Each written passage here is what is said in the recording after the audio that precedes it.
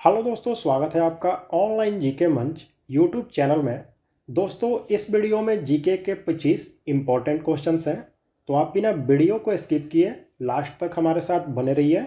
और साथ ही में दोस्तों, जीके के इम्पोर्टेंट वीडियो का लिंक हमने आपको ऊपर आई बटन में और नीचे डिस्क्रिप्शन बॉक्स में दे दिया है, तो उन्हें भी ज़रूर आप देखें। तो चलिए शुरू करते हैं आज का वीडियो। पहला सवाल है, राष्ट्रीय विकास परिषद कैसी संस्था है? तो ये जो राष्ट्रीय विकास परिषद है एक तरह की संवैधानिक संस्था है, तो ऑप्शन बी संवैधानिक राइट आंसर होगा। यह जो राष्ट्रीय विकास परिषद है इसकी स्थापना हुई थी 6 अगस्त 1952 ईस्वी को। ठीक है, अब सवाल यह आता है कि ये जो राष्ट्रीय विकास परिषद है इसका अध्यक्ष कौन होता है? तो जो भारत का प्रधानमंत्री होता है वही इस राष्ट्रीय विकास परिषद का पदेन अध्यक्ष होता है। ठीक है, यानी कि जो भारत का प्रधानमंत्री रहेगा वही इसका अध्यक्ष रहेगा। ठीक है, रंगराजन समिति का सुधार किस क्षेत्र से संबंधित है? तो यह जो रंगराजन समिति है इसका गठन हुआ था 1991 ईस्वी में। ठीक है, और इसका गठन हुआ था जब देश में भुगतान संतुलन की स्थिति बहुत ही खराब हो गई थी 1991 ईस्वी में, तो इससे समिति का गठन हुआ था। तो यहाँ पर पूछ रहा है कि रंगराजन समिति का सुधार किस क्षेत्र से संबंधित है? तो वह संबंधित है भुगतान संतुलन से। नेक्स्ट क्वेश्चन है, भारतीय संविधान के किस भाग में नागरिकता का उल्लेख किया गया है? तो भारतीय संविधान का भाग 2 जो है यही नागरिकता से संबंधित है। देखिए, भारतीय संविधान में जो नागरिकता है वह भाग 2 में दिया हुआ है, और नागरिकता से संबंधित जो प्रावधान थे वह 1949 में ही लागू हो गए थे। ठीक है, एक और बात कि भारत में एकल नागरिकता का प्रावधान है, और सवाल यह भी आता है कि यह कहाँ से लिया गया है? तो यह लिया गया है इंग्लैंड से। निम्न में से किसे भविष्य का धातु कहते हैं? ठीक है, तो कहा जाता है टाइटेनियम जो है इसी को भविष्य का धातु। अम्ल वह पदार्थ है जो प्रदान करता है, तो अम्ल जो होता है वह प्रोटॉन को देता है। ठीक है, और क्षार जो होता है वह प्रोटॉन को ग्रहण करता है। तो इसे आपको हमेशा दिमाग में रखना है कि अम्ल वह पदार्थ होता है जो कि प्रोटॉन का त्याग करता है, और क्षार जो होता है वह प्रोटॉन को ग्रहण करता है। ठीक है, मैकमोहन रेखा किस राज्य के उत्तरी सीमा पर खींची गई है? मैकमोहन रेखा जो कि भारत और चीन के बीच की सीमा रेखा है, और यह किस राज्य के उत्तरी सीमा पर खींची गई है? तो वह राज्य है अरुणाचल प्रदेश। ठीक है, यह जो मैकमोहन रेखा है मैंने पहले बताया आपको कि यह भारत और चीन के बीच की सीमा रेखा है, और इसका निर्धारण भी पूछा जाता है कि कब हुआ था। तो इसका निर्धारण हुआ था 27 अप्रैल 1914 ईस्वी को। ठीक है, आनंद मठ उपन्यास में किस विद्रोह को कथा की आधार भूमि बनाया गया है? तो राइट आंसर है ऑप्शन बी सन्यासी विद्रोह जो है इसी को आनंद मठ उपन्यास में कथा का आधार बनाया गया है। यह जो आनंद मठ उपन्यास है यह लिखा गया है बंकिम चंद्र चटर्जी के द्वारा। ठीक है, और इसकी जो कथा है वह सन्यासी विद्रोह से ली गई है, और यह जो सन्यासी विद्रोह है यह हुआ था 1770 ईस्वी में। ठीक है, असम की शोक की उपमा किस नदी को दी जाती है? तो असम की शोक कहा जाता है ब्रह्मपुत्र नदी को। तो ऑप्शन ए राइट आंसर हो जाएगा इसका।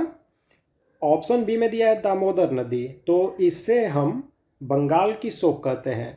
और ऑप्शन डी में लिखा है कोसी नदी, तो इसे बिहार का शोक कहा जाता है। तो इन तीनों को याद रखना आपको कि ब्रह्मपुत्र नदी जो है वह असम की शोक है, दामोदर नदी जो है वह बंगाल की शोक कही जाती है, और कोसी नदी जो है इसे बिहार का शोक कहा जाता है। ठीक है, लॉग हॉल नेटवर्क कहा जाता है इनमें से किसको? तो लॉग हॉल नेटवर्क जो है वह कहा जाता है वैन को। वैन यानी कि वाइड एरिया नेटवर्क। यह जो वैन होता है लंबी दूरी की जो कंप्यूटर होती हैं उसका नेटवर्क होता है, और इसी को कहा जाता है लॉग हॉल। गुर्दे का कार्यात्मक यूनिट कौन सा है? तो गुर्दे का जो कार्यात्मक यूनिट है वह है ऑप्शन डी नेफ्रॉन। और सवाल यह भी आता है कि जब गुर्दा यानी कि किडनी खराब हो जाती है तो शरीर में कौन सा पदार्थ जमा होने लगता है।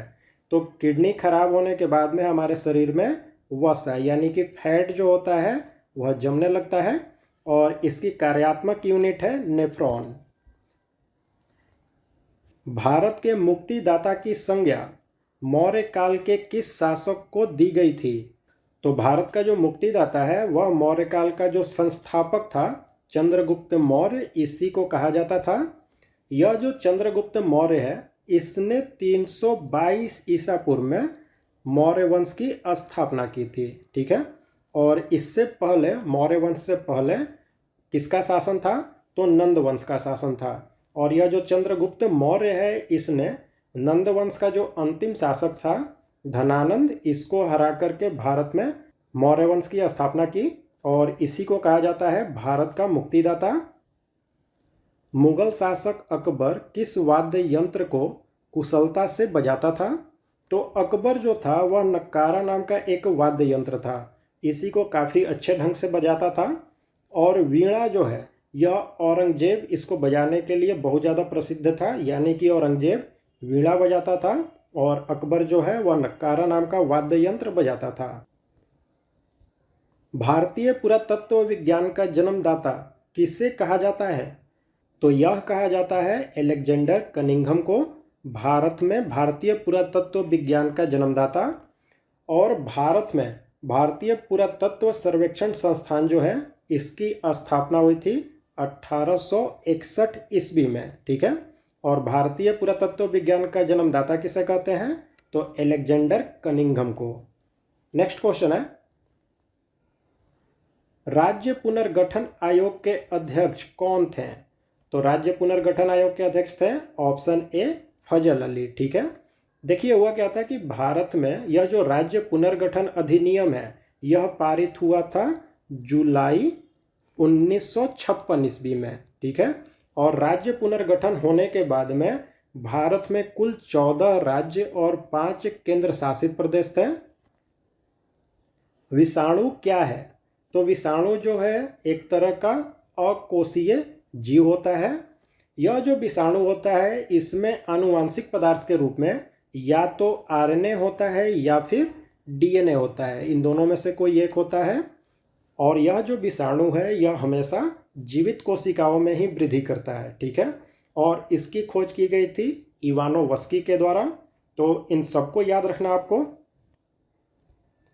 उत्प्रेरक एक ऐसा पदार्थ है जो रासायनिक अभिक्रिया के वेग को क्या करता है।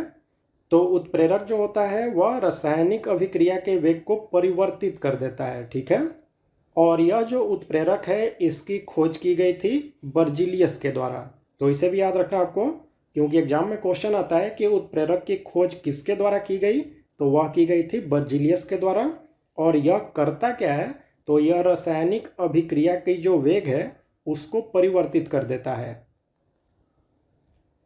शिवाजी की आय का मुख्य स्रोत क्या था। तो राइट आंसर है ऑप्शन ए भूमिकर जो था वही शिवाजी की आय का मुख्य स्रोत था। और शिवाजी के समय में यह भूमिकर जो था वह 33% था। ठीक है, तो याद रखें इसे।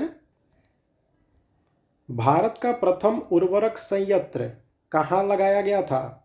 तो भारत का जो पहला उर्वरक संयंत्र है वह लगा था सिंदरी में। तो option D Sindri right answer होगा। और यह जो उर्वरक संयंत्र है यह लगाया गया था फर्टिलाइजर कॉरपोरेशन ऑफ इंडिया के द्वारा 1951 ईस्वी में। ठीक है, समुद्र की गहराई सामान्यतः किससे मापी जाती है। तो समुद्र की गहराई मापी जाती है ऑप्शन बी हैडोमीटर से। और ऑप्शन डी में नॉटिकल दिया है, तो यह जो नॉटिकल है इससे हम समुद्र की दूरी को मापते हैं। समुद्र में जो दूरी होती है उसको नॉटिकल से मापते हैं और उसकी गहराई को हैडोमीटर से। एशियाई विकास बैंक यानी कि एडीबी एशियन डेवलपमेंट बैंक जो है इसका मुख्यालय कहाँ पर है। तो एशियाई विकास बैंक का मुख्यालय है मनीला में, जो कि फिलीपींस जो है उसकी राजधानी है।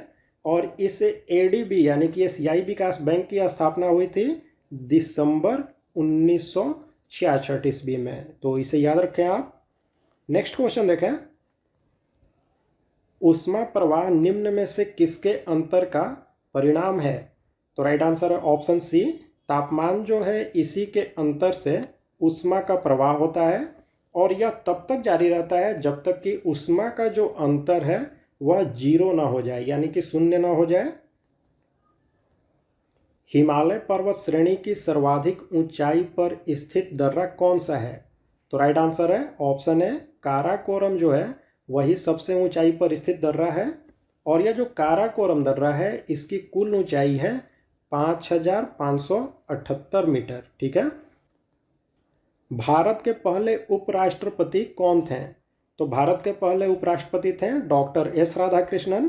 तो option B doctor S Radhakrishnan right answer होगा। और इनका जो कार्यकाल था वह 1952 से लेकर के 62 तक था, यानी कि ये कुल 10 वर्षों तक भारत के उपराष्ट्रपति रहे हैं। ऑप्शन डी में डॉक्टर राजेंद्र प्रसाद दिया है, तो यह भारत के पहले राष्ट्रपति थे। इलेक्ट्रॉन वोल्ट किसका मात्रक होता है? तो राइट आंसर है ऑप्शन डी, ऊर्जा जो है इसी का मात्रक होता है यह इलेक्ट्रॉन वोल्ट।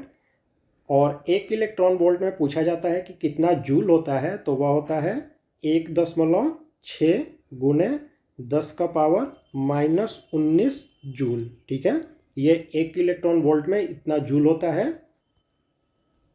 अवध के अंतिम नवाब कौन थे? तो राइट आंसर है ऑप्शन सी, वाजिद अली शाह जो है यह अवध के अंतिम नवाब थे। देखिए हुआ क्या कि 1856 ईस्वी में लॉर्ड डलहौजी जो है उसने वाजिद अली शाह पर कुशासन का आरोप लगाया और उसके बाद अवध जो है उसको ब्रिटिश साम्राज्य में मिला लिया। तो यहाँ पर पूछ रहा है कि अंतिम नवाब कौन थे अवध के, तो उस समय थे वाजिद अली शाह। तो यही वाजिद अली शाह अवध के अंतिम नवाब थे। तो दोस्तों ये थे जीके के 25 इंपॉर्टेंट क्वेश्चंस।